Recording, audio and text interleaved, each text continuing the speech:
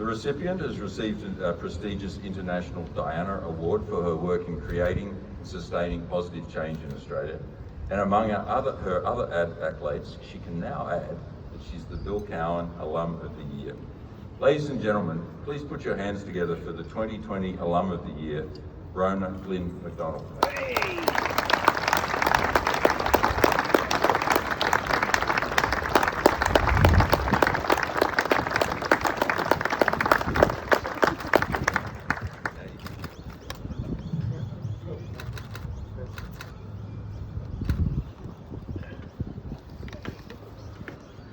I feel incredibly privileged to be standing before all of you today accepting this award. But before I begin, I want to acknowledge that we stand on Kulin land today and acknowledge their elders, past, present, emerging, and also all Kulin mob who are here today, whose sovereignty has never ceded. I have been reflecting on my own journey the past few days. And I've been thinking about the fact that this journey isn't just my own journey. This journey began many years before I was born, and it began at time immemorial, 80,000 years in the making. It's a journey that's told through stories. Stories of country, stories of people, stories of culture, stories of colonization, stories of survival, and stories of a primitive other. I believe that the world was colonized through stories, but I also believe that the world can be brought together through stories, which is why I do the work that I do through Common Ground. My story was altered dramatically 6 years ago when I stepped through the gates of Trinity and came to the bull paddock for the first time. And I moved from Central Australia, where I've been living as a proud Kaditch woman since I was a girl. I came here to study economics and finance at the University of Melbourne, and I was astounded when in nearly every conversation I had with someone new, they'd ask me about my Aboriginality.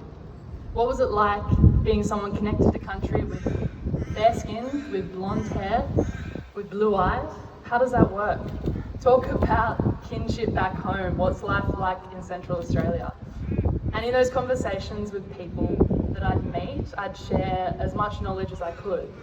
I'd say, I am a woman with over 80,000 years of ancestral knowledge that I must learn and pass on to the next generation. I'd say, I am a woman with over 20 grandmothers, some of whom are younger than me. I am a woman whose grandmother hid while her whole family was massacred before her. This knowledge was rarely heard by young people at the University of Melbourne or Trinity College. And it was in these moments that I realised that the cultures and histories that I knew so well back home were foreign to so many Australians, and we had to change that. So when I left uni, I founded Common Ground, which is an organisation that records and shares First Nations cultures, histories and lived experiences. We launched 2 years ago, and it's been an amazing journey, showcasing our cultures and our histories to all Australians. We've supported 170,000 Australians to learn more, and 70,000 young children who have learnt through the school program that we run. I am only at the beginning of my journey. I'm just 23, and I'm hoping that throughout my lifetime I can work to centre First Nations cultures and histories, because I think that there are huge divides in our country, and these divides are literally killing our First Peoples, but through story and through changing those narratives and centering First Nations voices and cultures, we can create a future that celebrates all of our young mob. So they grow up knowing that their dances and their songlines and their culture is valued by all people. So my hope is that we can create that Australia, and I hope that some of the words that I've shared will help you reflect on that and the way that you can centre First Nations cultures in your life, because we do have many of the answers. And as the world stands on the brink of an environmental crisis, with the bushfires that have been happening across the country at unprecedented levels, we know that First Nations ways of existing with country and with each other and looking after community and our fellow human, there's answers in all of that. And there are stories that can enrich all of our lives.